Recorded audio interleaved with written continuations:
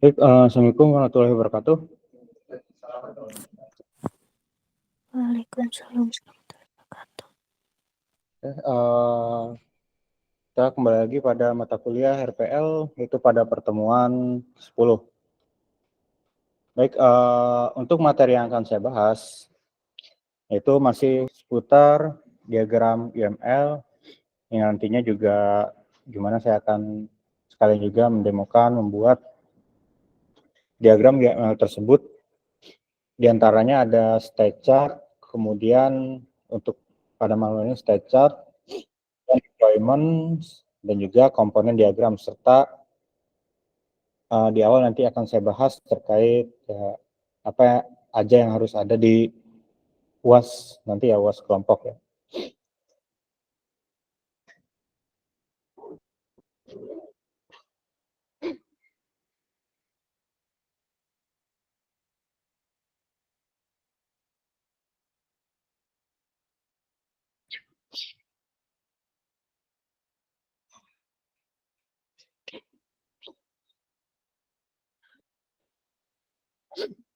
Oke, yang pertama terkait pembahasan untuk UAS kelompok ya, RPL. Kayak di sini UAS-nya itu maksimal 5 mahasiswa ya untuk kelompok, dan juga udah mulai bisa kalian kerjakan ya dari sekarang ya, saat ini malam ini sampai terakhir dikumpulkan itu hari H UAS tahun depan ya. Ya, salah UASnya tahun depan. Ya.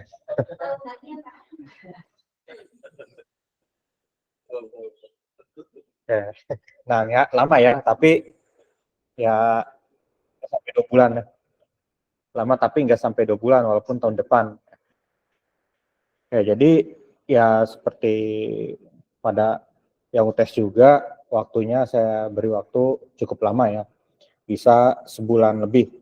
Kalau yang UTS kemarin kan itu ada kayaknya 2 minggu atau 3 minggu ya. Kalau untuk UAS ini hampir 2 bulan. Karena kan yang pertama di sini syarat dalam dokumen project UAS RPL. Ya ini nanti kalian bikin ya bebas mau di mana, entah di Word atau PPT, tapi lebih bagusnya sih di Word karena muatnya banyak ya. Dan juga biasanya kalau untuk diagram, kalau di PowerPoint agak kurang ini ya. Jadi lebih baiknya nanti di Word.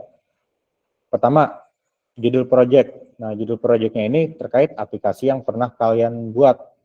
Kalau itu kan pernah dulu ya pada semester 4 atau semester 3 kan kalian pernah juga bikin aplikasi secara berkelompok ya. Tinggal gimana mau dipakainya atau koordinasi dengan kelompoknya gimana. Mau pakai yang mana yang kira-kira itu lebih baik untuk sekarang. Atau kalau mau bikin baru ya silahkan gitu kan. Saya nggak ada masalah mau bikin baru atau enggak. Kemudian deskripsi project kalian harus jelaskan juga ya terkait projectnya atau aplikasinya lah gitu. Ini deskripsi singkat biasanya 1 paragraf. Itu nggak banyak, paling 4 atau 5 baris kan itu. Kemudian tahap perencanaan, itu tahap perencanaan itu kan seperti apa? Pertama ada user atau penggunanya, ada berapa orang, dan juga sebagai apa. Ada juga misalnya sebagai programmer atau yang bikin dokumentasi kan gitu. Kemudian actionnya di masing-masing pengguna itu nanti bisa apa gitu. Harapannya bisa apa, ekspektasinya gitu. Ya untuk contohnya bisa dilihat di dokumen yang pernah saya share sebelumnya atau di e-learning itu di pertemuan 8 ya kalau nggak salah yang pernah saya share. Format contoh atau dokumen project itu kalau nggak salah di e-learning ada, atau yang pernah saya share juga di grup WA ada. Oke, kemudian untuk selanjutnya itu tahapnya kalian harus membuat yaitu UML class diagram atau IRD. Nah, ini pilih salah satu terkait aplikasi yang dibuat ya. Mau pakai IRD atau class diagram. Karena secara dari bentuk kelas diagram dengan IAD kurang lebih hampir sama. Hanya beda kalau di kelas diagram itu tetap ya ada atributnya, terus ada masing-masing kolomnya, tetap ada relasinya, tapi bedanya dia ya bentuknya aja kotak, terus ada objek-objeknya, objek atau function dari masing-masing atau yang terikat dengan tabel tersebut. Nah, kemudian bikin use case diagram. Nah, ini salah satu yang wajib juga harus ada. Artinya misalnya ada dua jenis pengguna atau 3 jenis pengguna, dia bisa ngapain aja. Kalian buat. Nah, kemudian activity diagram, yaitu masing-masing dari use case. Misalnya ada login, ada logout kan gitu. Ada bikin data apa, melihat data apa, itu kalian buat gitu kan. Artinya masing-masing itu ada gitu kan. Misalnya di use case-nya ada yang sama secara fungsi, tapi beda aktor atau beda user. Nah, ini bisa jadi satu untuk activity-nya gitu.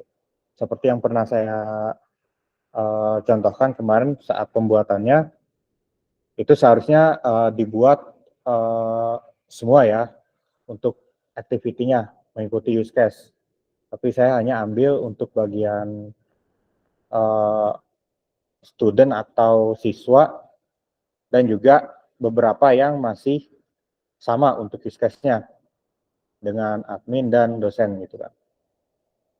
Karena ya keterbatasan waktu juga, jadi ya sebagai contoh pembuatannya seperti itu nantinya.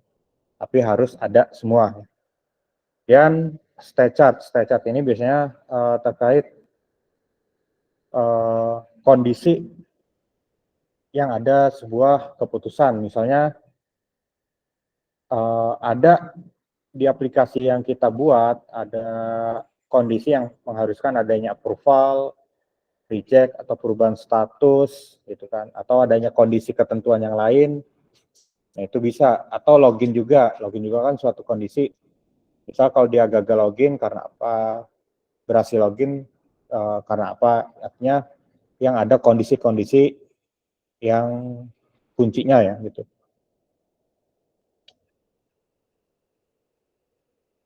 Oke, kemudian ada komponen diagram dan deployment. Oke, untuk komponen dan deployment ini kurang lebih secara bentuk atau contohnya ini hampir sama, nggak beda jauh gitu kan. Jadi dan juga dibuatnya masing-masing hanya satu biasanya, enggak lebih dari satu, biasanya hanya satu. Gitu kan. Kalau activity kita mengikuti apa yang ada di simbol use case-nya, yang di simbol oval di use case tersebut. Jadi ngikutin totalnya ada berapa dia. Kalau state chart ya nggak banyak, tapi ya tergantung kondisi yang ada di aplikasi atau di sistem kita gitu kan. Kalau untuk contohnya seperti apa aja, ya di dokumen yang pernah saya share itu bisa dilihat ya. Oke, seperti yang di ya dokumen ini ya yang pernah saya share itu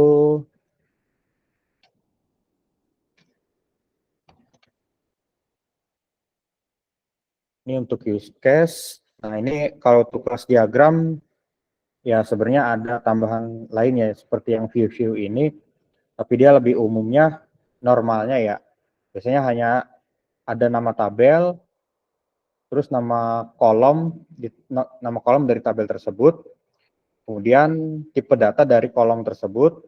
Nah, kemudian kan satu kotak ini terbagi 3 ya. Yang atas itu nama tabel, yang kedua itu nama kolom dan tipe data.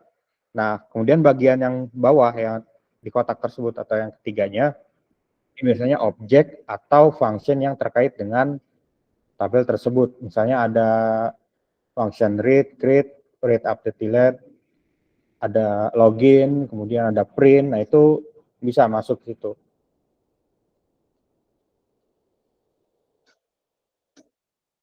Ya tinggal pilih ini mau bikin kelas diagram atau IRD.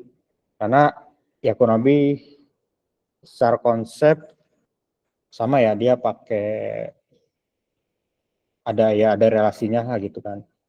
Atau IR diagram, database diagram ya, yang dari PHP MyAdmin itu kan nanti tinggal diklik, kalau relasinya rapi pasti ada garis-garisnya gitu kan, antara tabel A, B, dan C dan seterusnya, itu ada bentuk relasinya ya.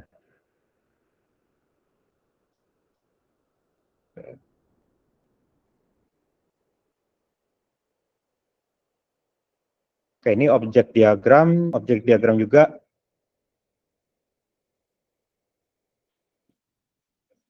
dibuat hanya satu ya untuk objek diagram. Ini pertama login, paling atas ya login. Kemudian di sini saya ada 3 jenis user kalau objeknya. Admin, manager, dan teller.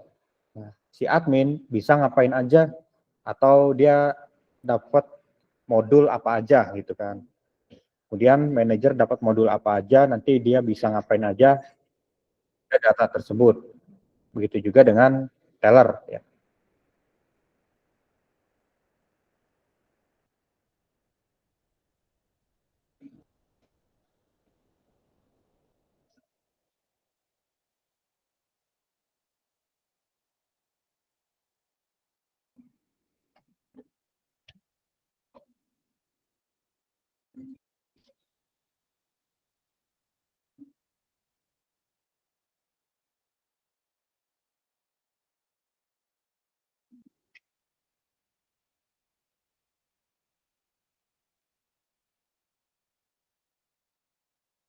State chart. Oke. Oke, di sini nanti akan saya demokan yang pertama untuk state chart. Nah, kalau state chart ya kayak tadi yang saya jelaskan di awal, dia lebih ke kondisi yang ada suatu kondisi antara ya dan tidak kan gitu. Misalnya untuk login, ya kalau berhasil harus apa gitu kan. Kemudian kalau gagal apa. Gitu. Nah, kemudian di sini ya harusnya ada masuk ke dashboard atau halaman utama aplikasi gitu kan. Baru setelahnya logout, selesai gitu. Kalau login gagal ya dia selesai gitu. Tapi ya harusnya ada nanti balik lagi ya gitu kalau ada coba lagi gitu kan. Tapi kita langsung satu sekali coba.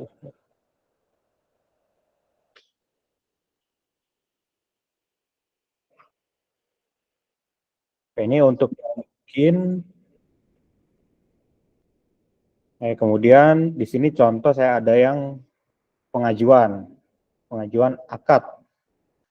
Nah, di sini bisa diajukan jika status nasabah rekeningnya aktif. Bisa diajukan. Kemudian kalau tidak aktif atau pasif, dia nggak bisa diajukan. Gitu. Kemudian kalau aktif bisa diajukan, tapi dia harus diverifikasi. Gitu. Jadi kalau state chart lebih ke kondisi di mana banyak adanya keputusan. Gitu. Atau yang mudahnya kalau dari login, keputusannya kalau dia datanya benar yang diinput, berarti login berhasil. Kalau ada yang salah berarti gagal. Nah, di sini saya akan meneruskan dari yang materi sebelumnya ya.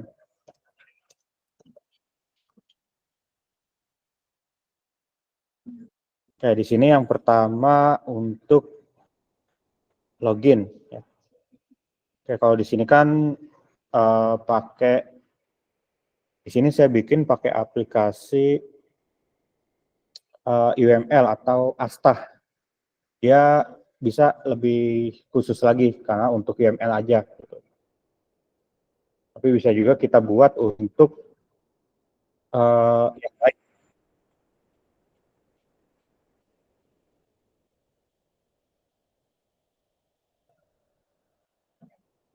Yang pertama untuk login, yang pertama di sini saya buat frame-nya terlebih dahulu ya. Frame-nya misalnya login. atau stt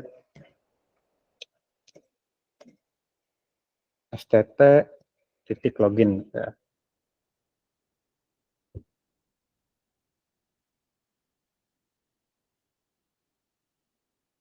Oke, kemudian nah dia sama ya, ada star sama n. Nah, di sini untuk startnya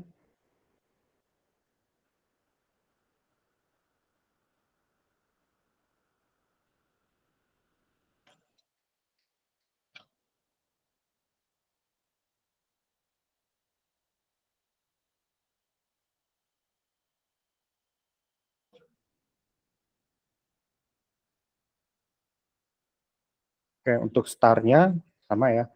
Nah, kemudian untuk simbol yang penentuan kondisinya ya. Nah, di sini pakai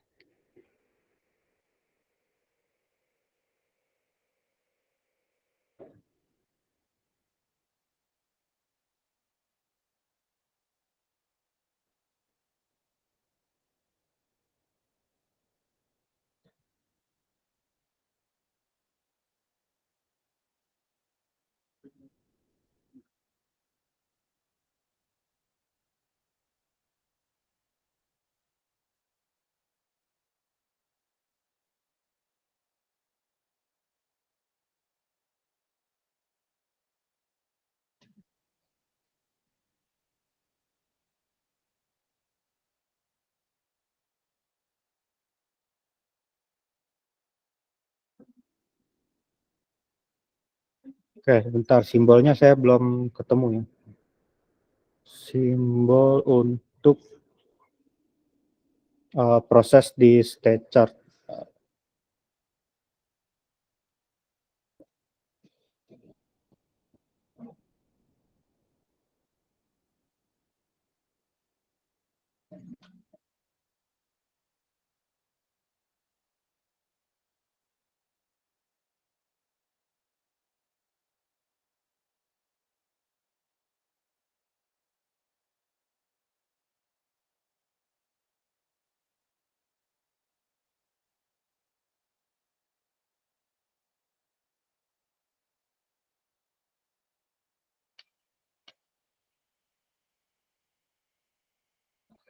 Nah, di sini saya pakai simbol yang ya agak mirip. Di sini di bagian entity diagram.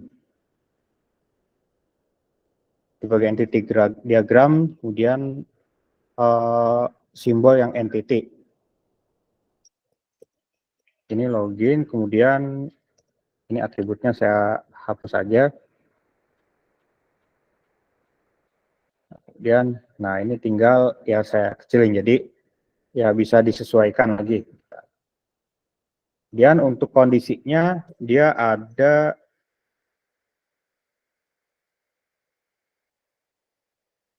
divider ya.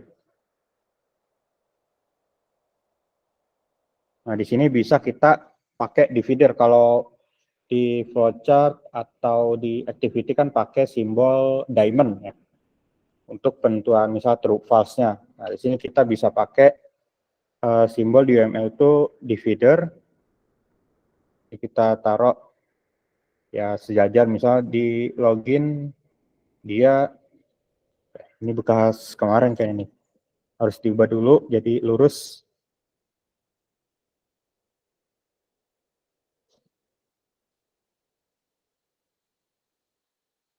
Oke, kemudian sini saya copy, ya bebas sih untuk yang login berhasil atau gagal mau di kiri atau di kanan itu nggak masalah ya.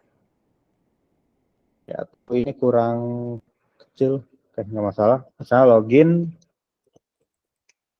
sini login gagal misalnya. Misalnya ada suatu kondisi login gagal,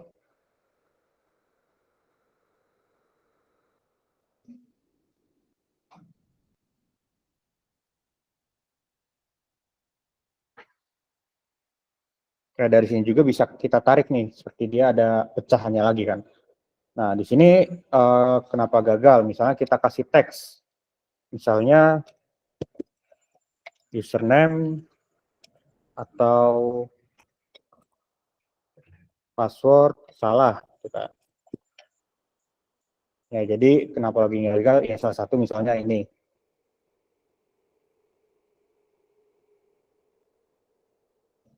Oke, kemudian saya buat lagi satu lagi, misalnya untuk login berhasil. Ya.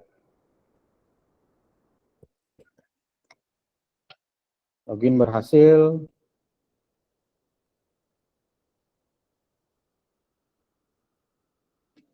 Nah, di sini boleh dikasih teks, misalnya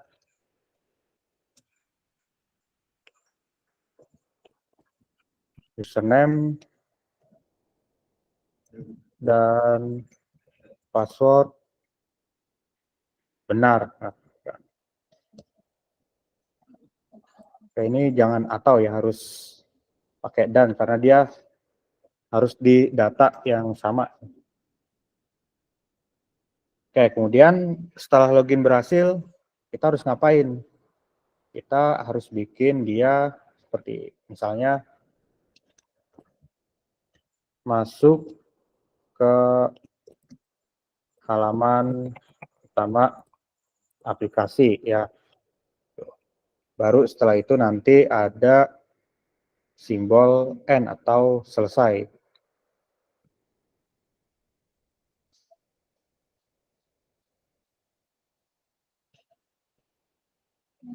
Jadi kalau untuk state chart ini sebenarnya nanti dibuatnya itu ini kalau lurus kurang, sini saya buat dia bisa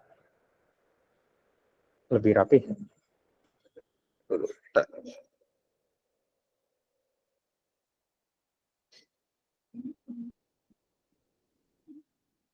Oke, di sini tarik ke tengah. Oke,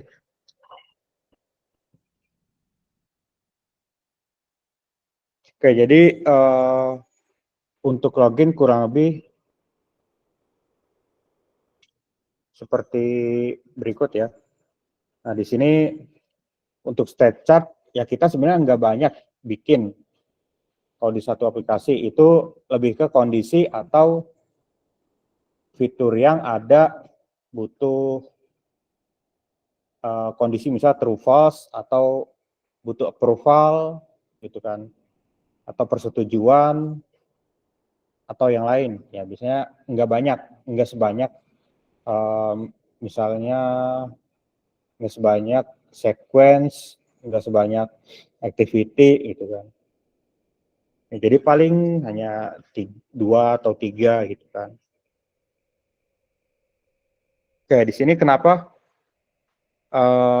login gagal langsung selesai. Jadi tidak ada itu kita balik lagi ke atas. Kalau voucher kan biasanya ke atas lagi ya. Atau di activity kemarin kalau gagal harus ngulang lagi.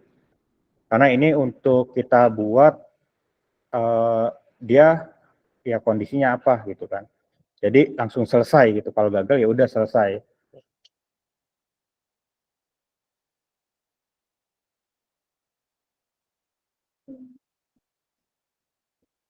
Ya, kemudian di sini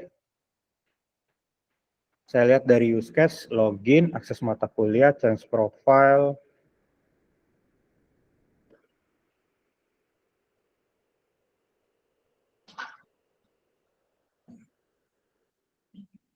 Sepertinya enggak terlalu banyak ya kalau dari sini. Login, kalau upload tugas, ya paling upload tugas ya. Nah kalau upload tugas, kalau waktunya udah lewat, dia nggak bisa. Ya paling kalau di sini kalau saya lihat 2 ya. Walaupun paling banyak 3, cuma kalau 3 itu paling dari input nilai dari sisi dosen. Misalnya kalau ada batas waktu input nilainya sampai tanggal berapa, nah dia harus di warning nih gitu kan. Ya jadi paling 2 ya, paling banyak mungkin 3 gitu. Kayak 2 berarti upload tugas gitu kan. Di sini upload tugas, berarti yang kedua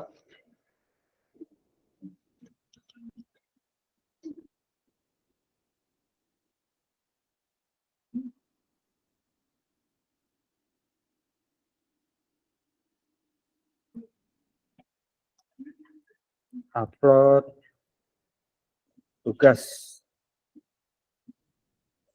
Oke, start ya.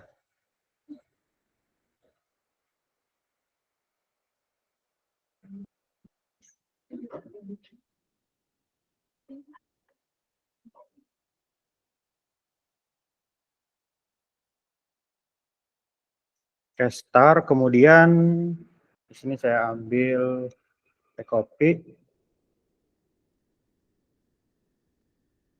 Misalnya buka mata kuliah, atau berarti di sini udah langsung buka pertemuan ya.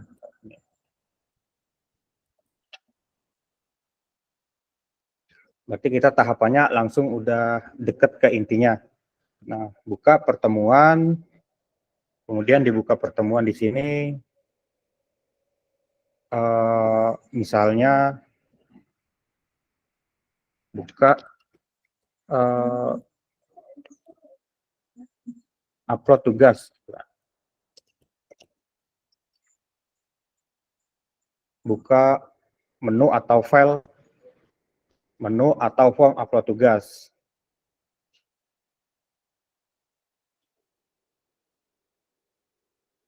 Oke, kemudian baru dari sini mahasiswa upload tugas.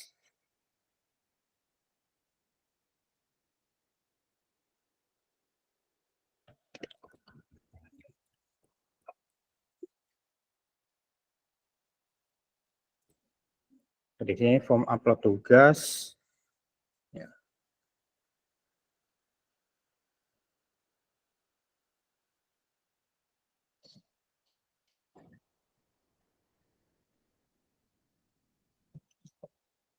Oke, di sini saya buat ada, oke, di sini jangan lupa tadi simbolnya itu di UML divider.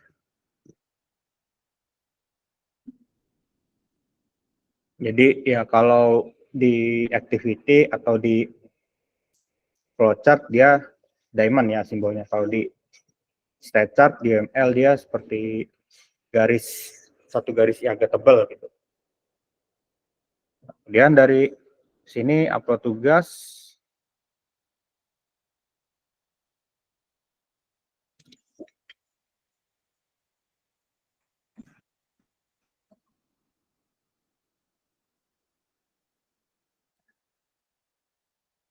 Oke, upload tugas, kemudian dari upload tugas, misalnya di sini dia upload tugas, gagal upload tugas.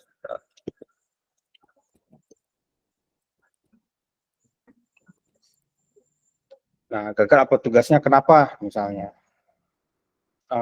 Contohnya saya bikin teksnya, telah lewat dari tanggal pengumpulan misalnya, atau format file tidak sesuai.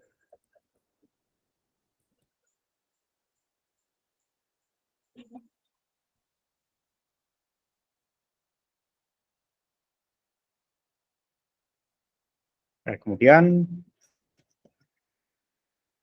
kita buat satu lagi di sini, berhasil upload tugas. Ya, di sini boleh pakai pesan, boleh tidak ya. Misal kalau pesan ya tinggal disesuaikan, ya berhasil upload tugasnya karena apa. Di sini saya tidak pakai pesannya, cuman kalau gagal biasanya ya lebih khusus, biasanya gagalnya kenapa, harus ada keterangan.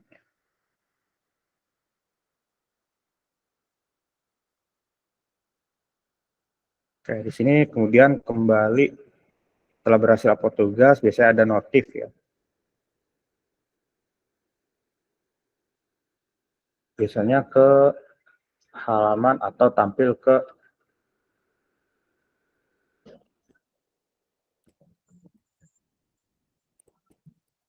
redirect form tugas.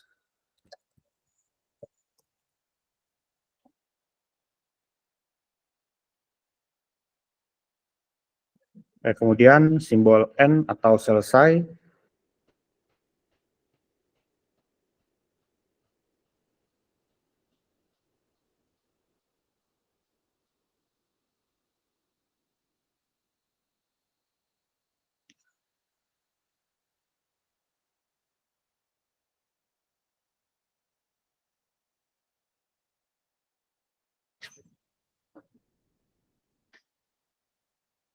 Jadi untuk pembuatan StayChat ya sudah selesai. Di sini saya hanya ada login dan untuk upload tugas. Selanjutnya yaitu untuk dia setelah saya StayChat ada komponen diagram dan juga ada deployment ya. Mungkin saya jelaskan terlebih dahulu. Kalau komponen biasanya ini lebih ke antara aplikasi, kemudian juga terhubung atau terkoneksi dengan source yang lain gitu. Misalnya kita database-nya pakai apa, gitu kan. Kemudian diaksesnya pakai apa? Apakah browser ataukah aplikasi desktop atau yang lain. Atau ada juga kita bisa buka atau ada export atau bisa import itu file misalnya Excel atau PDF gitu kan atau gambar image viewer atau Word kan itu. Jadi lebih ke apa namanya service yang digunakan atau layanan yang digunakan atau yang terkait dengan aplikasi. Oke, kalau untuk pembuatan komponen kita juga hanya membuat satu aja yang nggak banyak-banyak. Misalnya frame-nya komponen atau CMP ya, disingkat aja.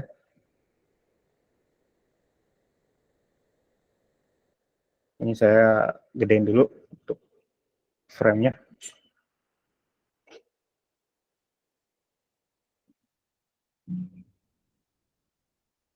Oke, kemudian baru simbolnya itu ada di UML ada simbol sendiri untuk komponen.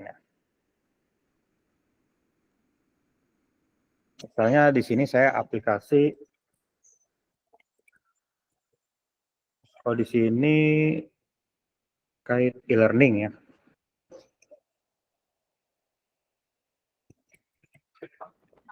Kait e-learning. Nah, kemudian misalnya satu lagi juga dia terkoneksi dengan source, misalnya database-nya pakai DB misalnya MySQL ya. DB pakai MySQL.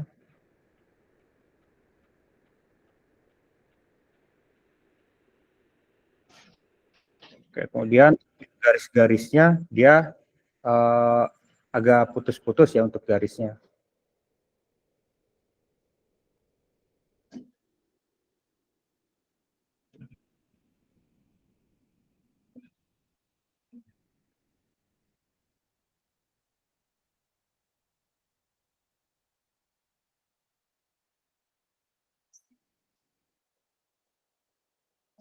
Oke, kemudian di aplikasi ini selain database MySQL, bikinnya pakai apa lagi gitu kan.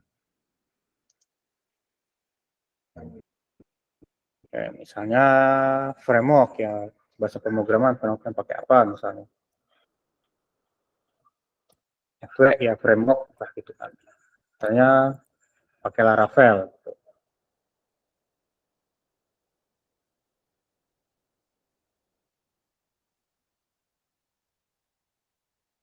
Selain Laravel, kemudian bisa diakses pakai apa aja, gitu kan. Misalnya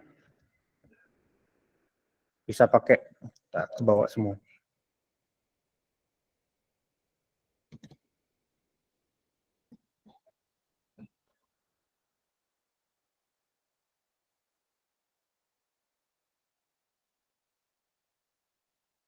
Kayak di sini misalnya web browser,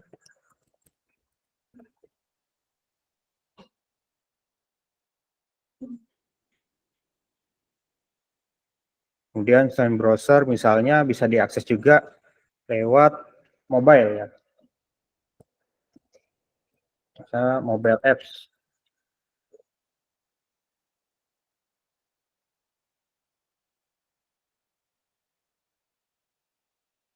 Nah, kalau mobile apps berarti kan harus ada aplikasi yang download.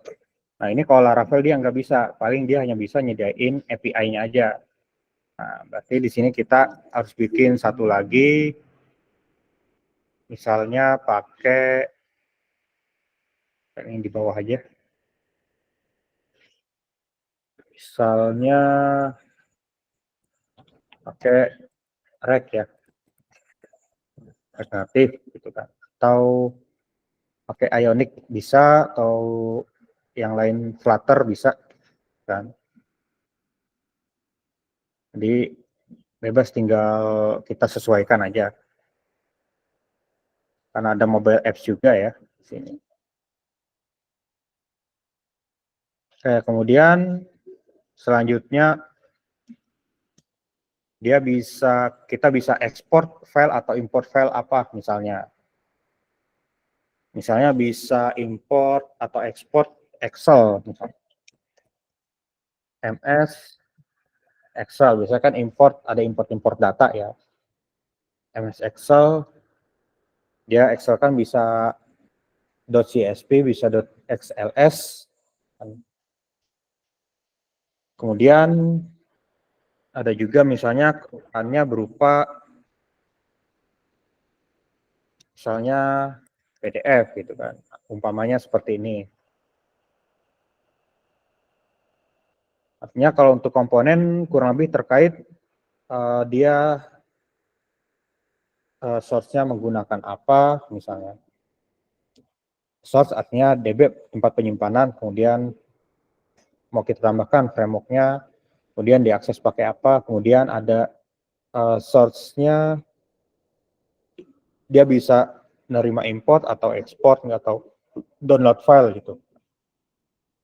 Kemudian bisa satu lagi terakhir itu web server. Nah, ini perlu juga nih. Web server misalnya pakai Nginx. Nah, biasanya kan pakai Apache, di sini pakai Nginx untuk web server.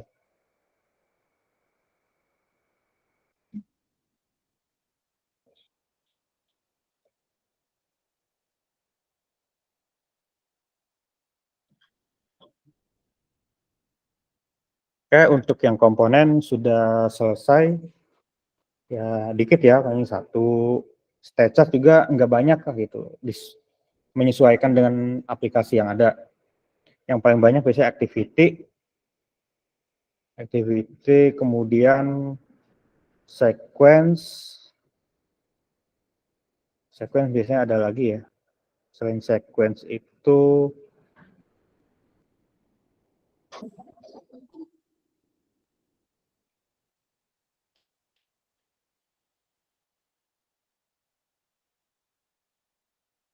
bentar saya lupa, selain sequence itu apa lagi ya? Deployment belum dijelasin, Pak. Iya, deployment terakhir ya, bentar. Kan tadi step, komponen, terakhir deployment ya. Bentar. Yang agak banyak itu, oh ya, sequence. Selain sequence, ada lagi kayaknya. Oh ya, collaboration diagram. Ini collaboration, jadi ada 3 yang banyak dan kurang lebih jumlahnya sama, yaitu activity, collaboration, sama sequence. Kalau untuk yang collaboration sequence biasanya itu udah berbasis MVC, banyak function, class, atau berbasis framework. Nah, itu harus ada modulnya atau pembuatannya secara terstruktur. Oke, untuk yang terakhir, untuk yang deployment. Oke, untuk yang deployment kurang lebih hampir sama ya dengan yang komponen. Ya kurang lebih dia hanya jadi satu package ya. Ya misalnya di sini website aplikasi atau bisa tepatnya nanti server apps misalnya gitu kan. Kemudian ada server database gitu kan. Dan dia pakai apa gitu. Untuk deployment ya sebenarnya lebih sederhana lagi.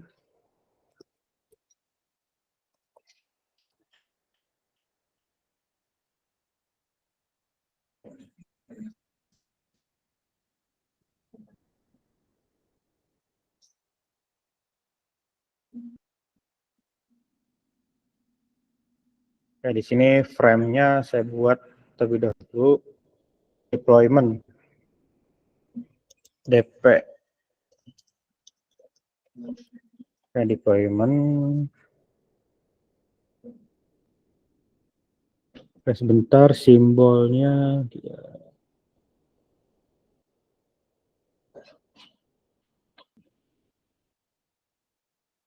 Ya, dia nggak ada simbol sendiri ya. Jadi sini saya pakai pertama blok. Misalnya di sini secara arsitektur misalnya server apps. Nah, kemudian saya masukin komponen misalnya aplikasi ya.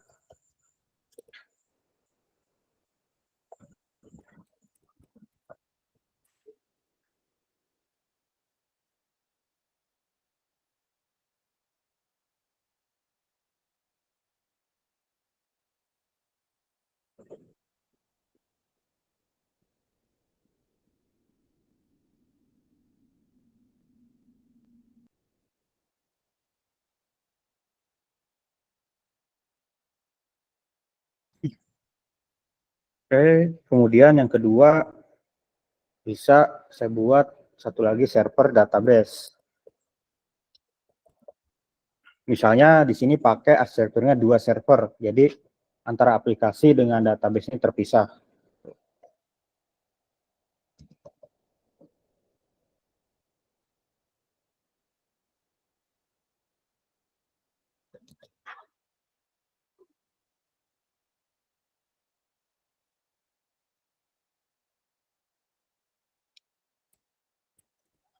Tadi di komponen pakai MySQL, di sini saya buat juga pakai MySQL ya.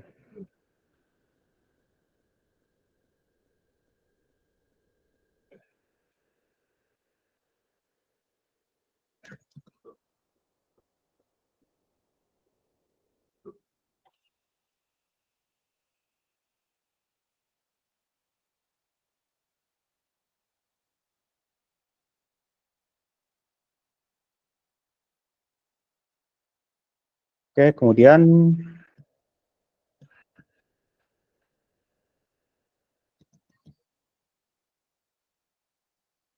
misalnya extension ya, atau tambahan.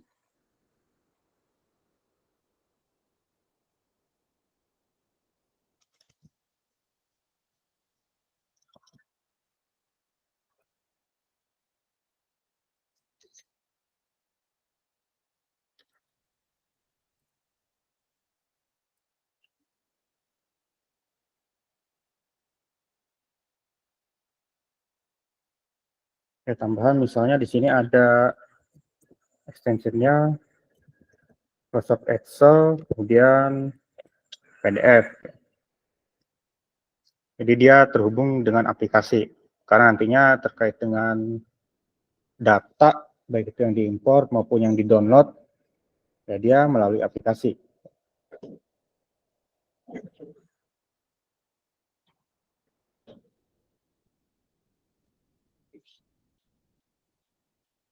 Ya, kurang lebih untuk kalau deployment ya bisa dibilang ya lebih sederhana karena terkait arsitektur ya. Misalnya di satu aplikasi atau beda ya.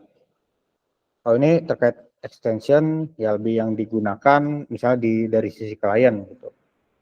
Kalau ini dari server apps misalnya di sini tadi kan pakai web servernya pakai Nginx ya.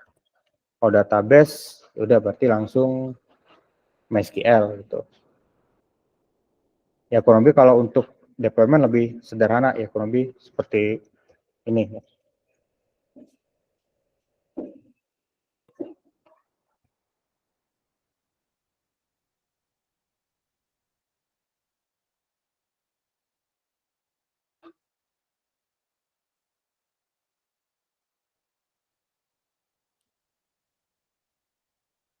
Oke, jadi di sini secara garis ya karena dari luar jadi kita harus jadi si aplikasi ini dia ngambilnya dari luar ke server luar lagi gitu.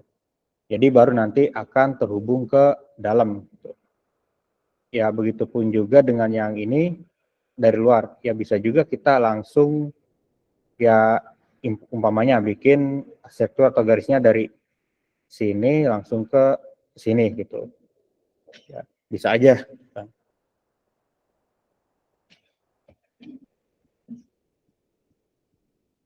Oke, sampai sini ada yang mau ditanyakan? Ya. State chart sama state machine. Bentar. Di yang contoh saya ada nggak ya?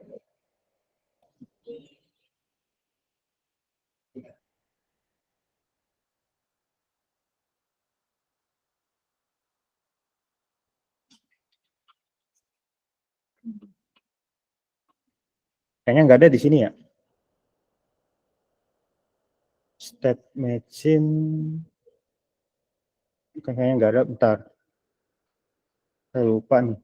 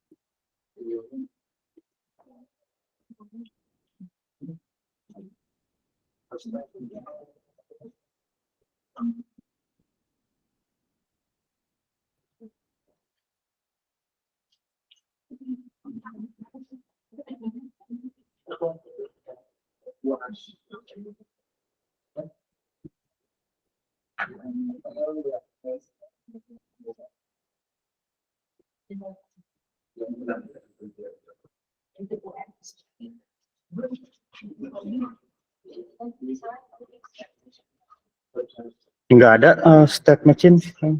Bentar. State machine diagram ya. Oh, sama sih. Ya. Karena di sini kan dia enggak ada state yang chartnya ya. Sama sih. Karena kalau di total sebenarnya di UML itu ada 1, 2, 3, 4, 5, 6, 7, 8, 9, 10, 11, 12, ada 13. Tuh. State machine sama state chart sama. Ada 13. Ya. Udah. Kalau yang antara setelah UTS atau sebelum, lihat aja nanti di learning ada kok. Saya upload. Jadi sebelumnya kan paling saya mendemokan gitu. Kalau untuk contoh, biasanya kan kalau simbol nggak ada bakunya kalau di UML, beda sama di DFD sama di apa namanya flowchart atau flow map. Jadi nggak ada simbol bakunya, tapi kita cari yang benar agak mirip dan sesuai dan enggak juga melenceng jauh gitu. Walaupun di aplikasi yang kita pakai nggak ketemu nih simbol yang gitu. Saya juga tadi di sini ya nyari simbol untuk yang kadang yang deployment, kemudian yang state chart juga nggak ada, kadang karena beda aplikasi. Gitu. Nah kalau pakai aplikasi, saya pernah, nah di sini ada Astah UML, kalau di Windows itu Astah Community. Bentar.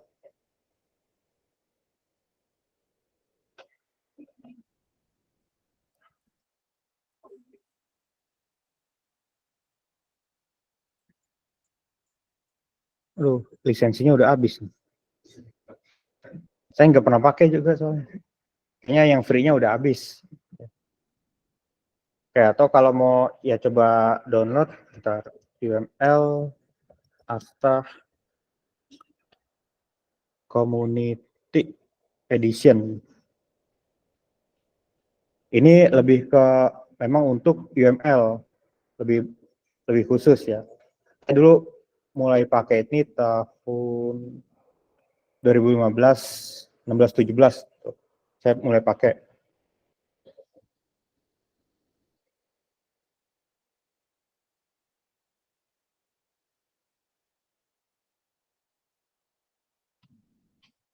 Nah, kalau di-download, dia ada banyak juga nih jenisnya.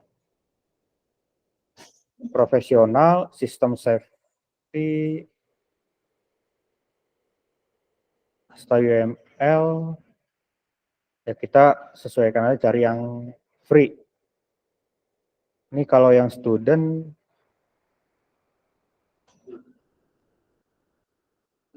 ya harusnya free juga ya. Cuma biasanya ada, oh akademik emailnya nih harus ada. Biasanya domain ya, nama kampus.ac.id gitu. Itu harus ada biasanya. Jadi bisa dapat free kan gitu, lisensinya. Ya kalau mau lihat atau Asta UML bentar. Oh, free trial. Nah, ini kalau contohnya ya. Kalau di start dia kan ada banyak ya. Kita bisa bikin activity class per folder. Jadi dia simbolnya memang udah tetap nih gitu. Memang khusus untuk bikin UML juga atau diagram UML khususnya. Jadi ketika kita pilih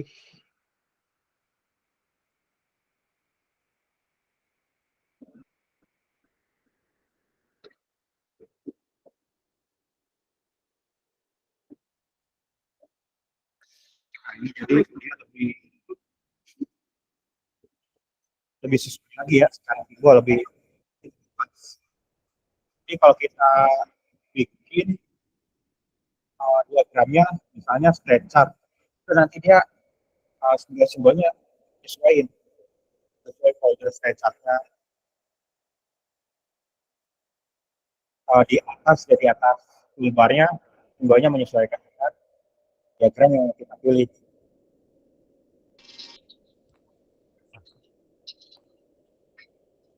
Ini pas bikin file sequence, jadi kalau ini lebih mudah lagi. Namanya simbol yang di atas bagian di atas kanvasnya itu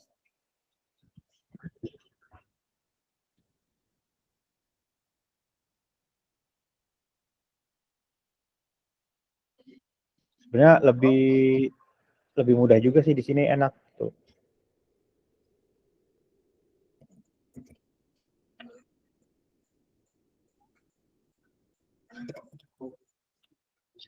Dulu agak susah nih nyarinya soalnya.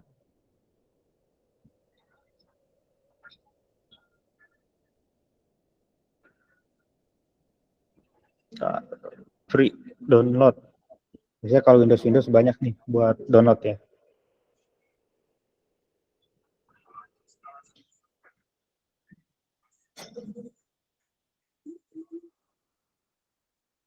Caranya ada lisensi servernya bayar.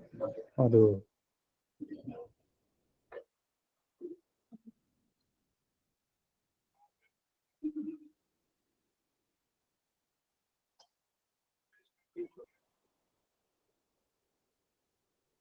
Karena untuk bikin ML ini menurut saya lebih enak gitu dibanding Draw.io gitu.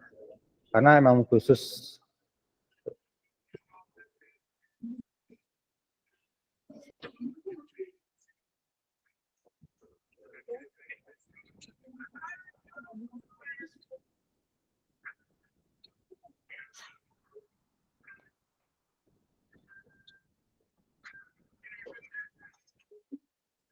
kayaknya udah nggak ada free-nya nih sepertinya.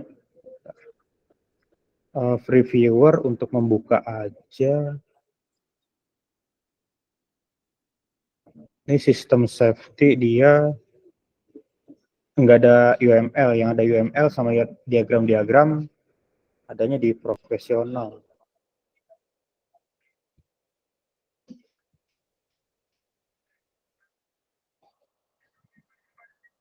Ya udah nggak ada yang free-nya ya.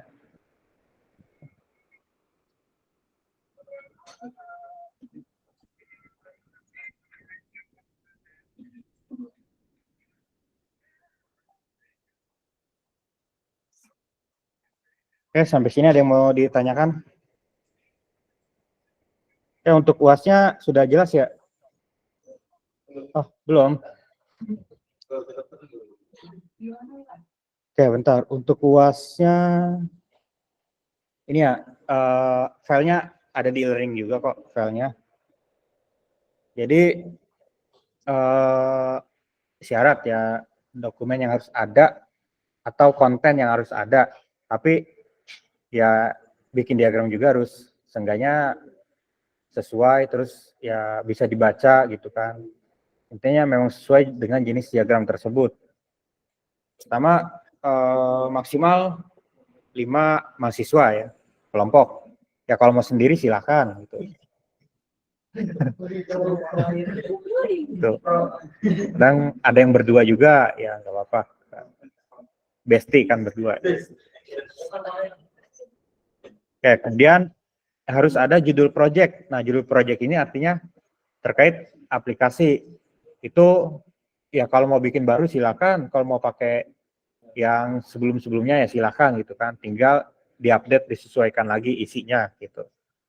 Ya deskripsi project ya dijelaskan tentang aplikasinya, mengenai apa gitu kan. Paling 1 paragraf nggak banyak lah. Tuh. Kemudian tahap perencanaan. Ini ada di dokumen yang sempat saya share. Tahap perencanaan itu kayak di awal ya ini. Artinya di sini ada stakeholder dan success kriteria. Misalnya stakeholder atau role-nya. Misalkan ada role admin, role siswa, role dosen kan itu.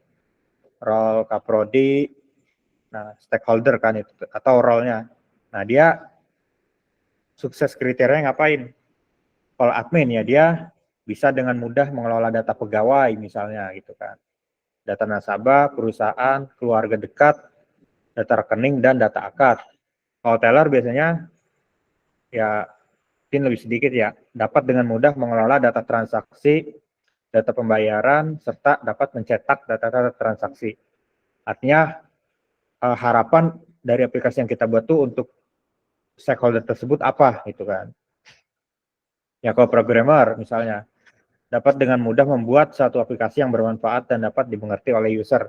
Kalau kita bikin aplikasi, tapi hanya kita yang ngerti, user nggak ngerti, artinya itu kita gagal juga kan gitu. Ya gimana caranya biar memudahkan pengguna. Oke, kemudian manajemen kualitas. Manajemen kualitas nggak terlalu banyak juga sih. Manajemen kualitas.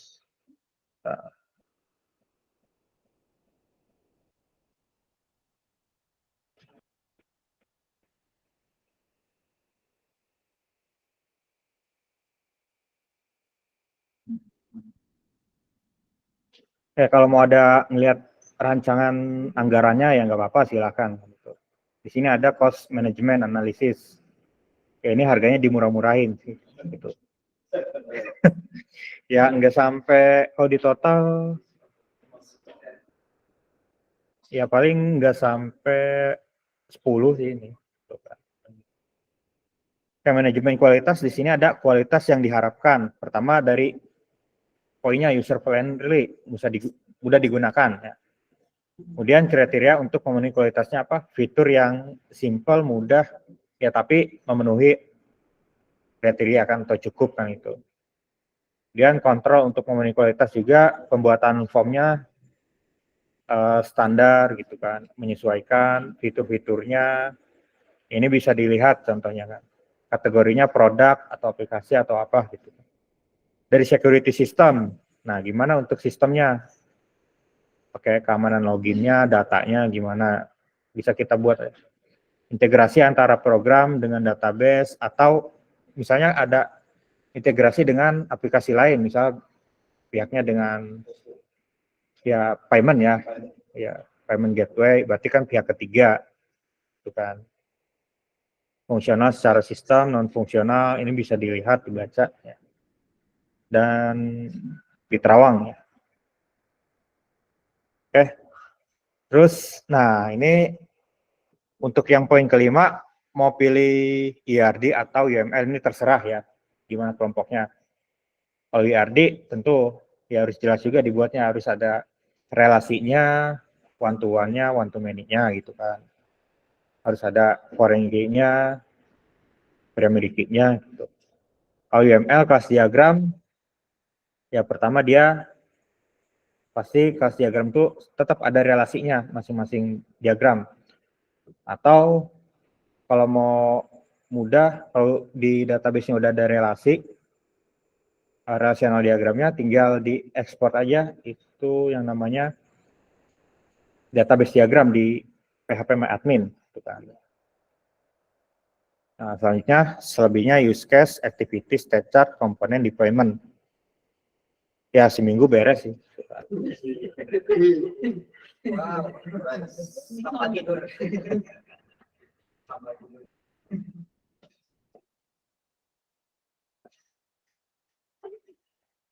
Ya, gimana? Jelas sampai sini kan? Lama loh, hampir 2 bulan ya. Sampai UAS ya. Setahun ya, setahun hanya nggak sampai setahun ya. Nah, jadi nanti bikin dokumennya di Word ya, karena nanti muatnya kan agak satu halaman bisa muat lebih banyak, lebih besar gitu.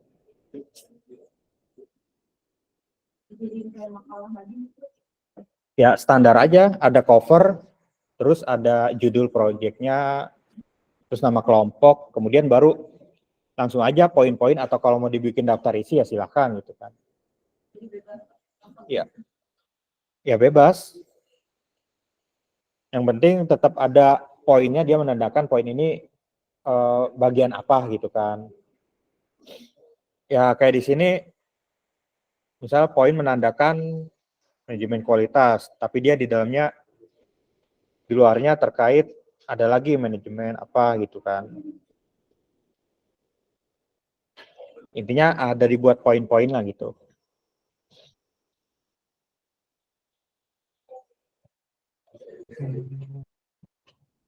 Oke, ya Dian. Pak mau nanya, itu kan diagram ada 6 ya, itu kita buat yang hanya dicatatkan di sana atau bisa opsional, Pak? Yang saya share di grup dan di e-learning dan yang saya tampilkan saat ini.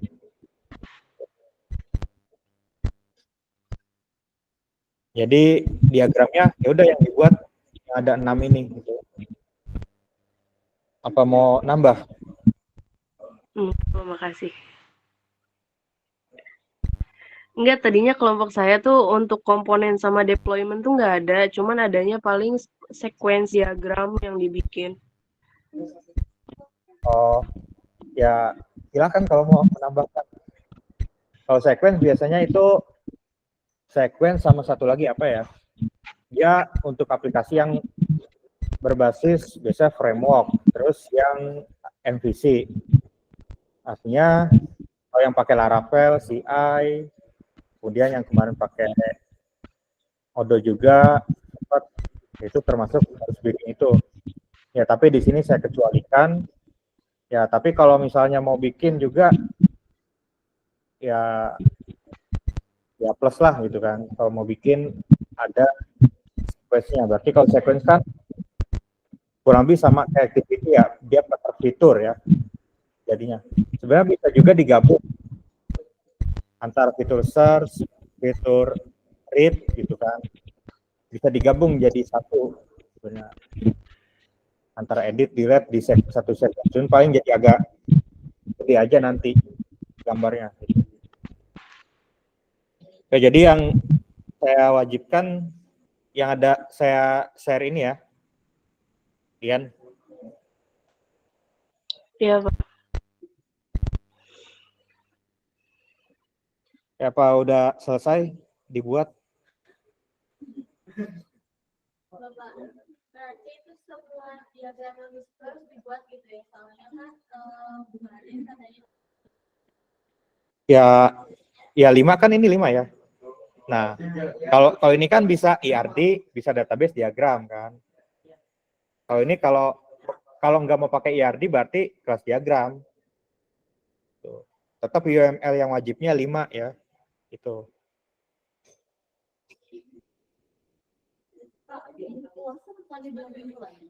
Ah?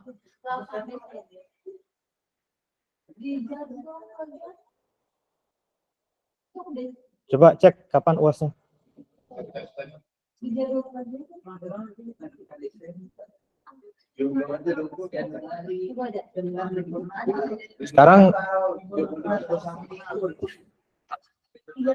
Sekarang baru minggu 10 ya.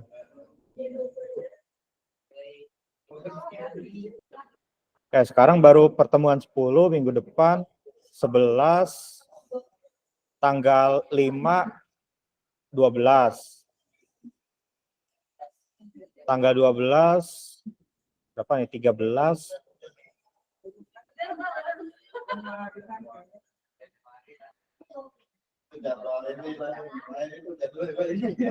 Itu tahun berapa? Oke, ada lagi yang ingin ditanyakan?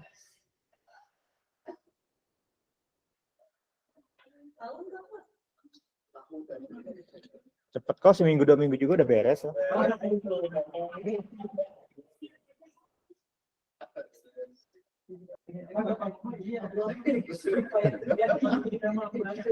Nih kan komponen sama deployment kan satu, masing-masing satu kan. Itulah sehari kelar tuh 2 itu. Sama yang state chart kan paling login terus yang ada kondisi approval atau persetujuan atau yang ada kondisional yang kira-kira ada true false-nya gitu kan. Ya 2 hari lah beres lah gitu kan, 2 malam gitu. Sambil direnungkan. Ya dicicil lah per malam gitu kan, mau ngerjain mana dulu. Oke, jangan lupa absen di learning. Oke, ada lagi yang mau ditanyakan? Atau sudah cukup?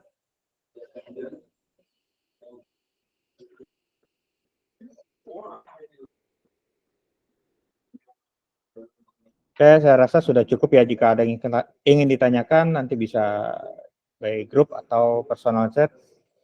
Oke, saya tutup perkuliahan pada malam hari ini. Wassalamualaikum warahmatullahi wabarakatuh. Selamat malam. Warahmatullahi wabarakatuh. Warahmatullahi wabarakatuh.